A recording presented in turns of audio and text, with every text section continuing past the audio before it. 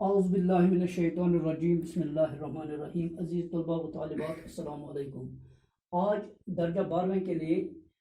آج اگست کی 22 تاریخ ہے، تو آج درجہ 12ویں کے لیے جو ہمارا موضوع ہے مسلسل وہ ہے مرزا غالب۔ مولانا الطاف حسین حالی نے اس کو لکھا ہے، یہ غالب کی سوانح حیات ہے، تو لیکچر نمبر 7 ہے اس موضوع کے حوالے سے۔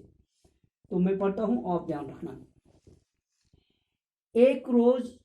دوپہر کا کھانا آیا۔ دوپہر کے وقت جب غالب کو کھانا آیا، کیونکہ وہ ایک کمرے میں اس کوٹری میں بیٹھتا تھا، اور جب اس کو کھانا وہاں پہنچایا گیا اور دسترخوان بچھا، تو دسترخوان جب بچھا برتن تو بہت سے تھے، تو جب اس کو کھانا لایا گیا وہاں برتن کافی تھے مگر کھانا نہایت قلیل تھا۔ برتن زیادہ تھے اور کھانا قلیل یعنی کہ کم تھا۔ مرزا نے مسکرا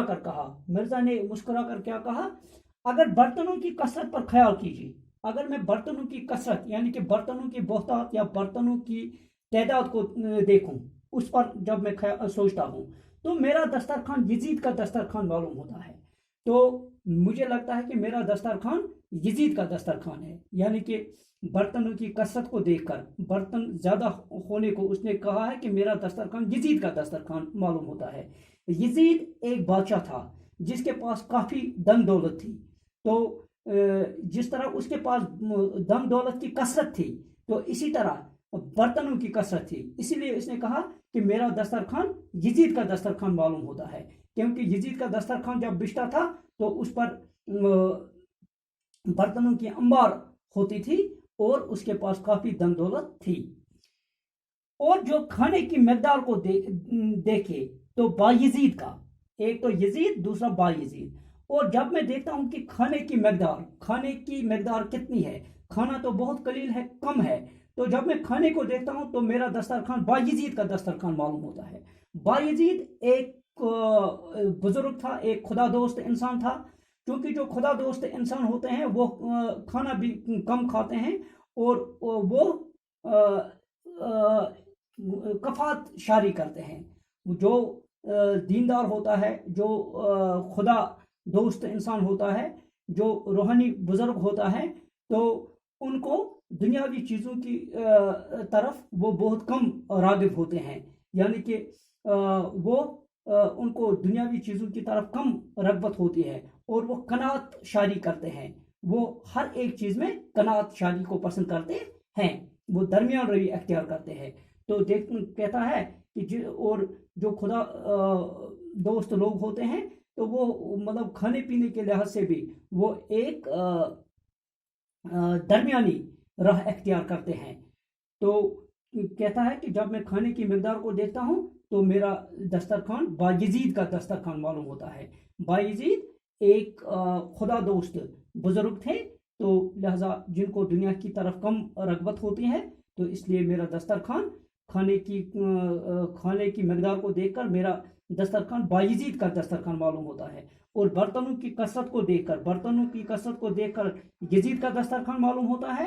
اور کھانے کی مقدار یعنی کہ کھانا جو کم ہے اس کو دیکھ کر بایزید کا دسترخوان معلوم ہوتا ہے۔ فاقہ میں آم ان کو بہت مرغوب تھا۔ فاقہ سے مراد ہے فاقہ کی جمع یعنی میووں میں غالب کو آم بہت پسند تھا۔ مرغوب جس کی طرف انسان کو رغبت زیادہ ہو، تو اس کو بہت پسند تھا آم، میووں میں اس کو پسند تھا آم۔ آموں کی فصل میں ان کے دوست دور دور سے ان کے لیے عمدہ آم بیچتے تھے۔ تو جب آم کا موسم ہوتا تھا، جب آم کی فصل جب ہوتی تھی تو ان کے دوست دور دور سے ان کے لیے عمدہ قسم کے آم بیچتے تھے غالب کے لیے، کیونکہ ان کو پسند تھا کہ غالب کی مرغوب غذا جو ہے پھلوں میں وہ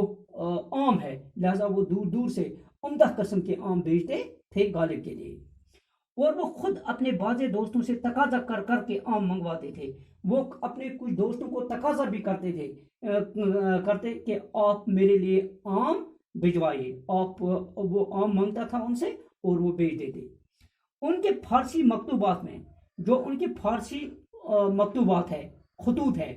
میں ایک خط ہے، اس فارسی میں سے ایک خط ہے،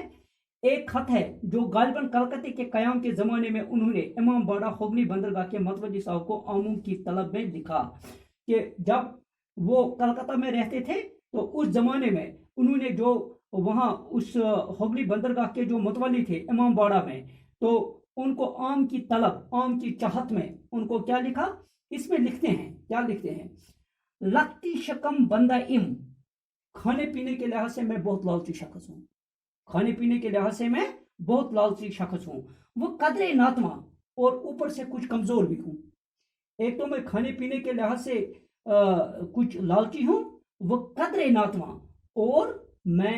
اور جسمانی کمزوری بھی ہے۔ ہم آرائش خواں جویم و ہم آسائی جام، میں دسترخوان کی آرائش چاہتا ہوں، یعنی میں دسترخوان کو سجانا چاہتا ہوں، دسترخوان کی رونق چاہتا ہوں، وہ ہم آسائی جان، اور اپنے جان کی آسائش اور اپنے جان کا آرام چاہتا ہوں، اور اپنی جان کا آرام چاہتا ہوں، یعنی مجھے دو چیزوں کی خواہش ہے، ایک تو میں دسترخوان کی آرائش چاہتا ہوں، یعنی اس کو سجانا چاہتا ہوں، تو دوسرا یہ کہ میں اپنی جان کو سکھ پہنچانا چاہتا ہوں، آرام پہنچانا چاہتا ہوں۔ خرد داران دانن کی این ہر دو صفت با انبائی اندرست، اور دانا لوگ جانتے ہیں کہ یہ دونوں صفت عام میں موجود ہے، یہ دونوں صفت عام میں موجود ہے۔ وہ اہل کلکتہ برآنند کی قلمرو امبا ہوگلی بندرست، اور سب جانتے ہیں کہ ہوگلی بندرگاہ کے آم بہت خوب ہے، بہت خوب ہے، اچھے ہیں۔ آرے امبا از ہوگلی وہ گل از گلشن، آم ہوگلی کے اچھے ہوتے ہیں اور پھول چمن کے اچھے ہوتے ہیں، جس طرح چمن کے پھول اچھے ہوتے ہیں اسی طرح ہوگلی بندرگاہ کے آم بھی اچھے ہوتے ہیں۔ ایسار جناب و سپائس، آپ عنایت فرمائے، تو کہتا ہے کہ یہ دونوں صفت کلکتے والے اور پھول کے چمن اچھے ہوتے ہیں،